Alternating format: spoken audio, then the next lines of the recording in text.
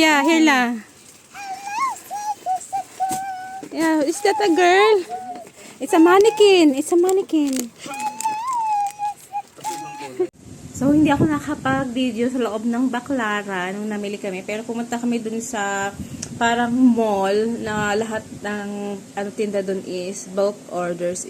Kumbaga, by 6, by 12, ganun.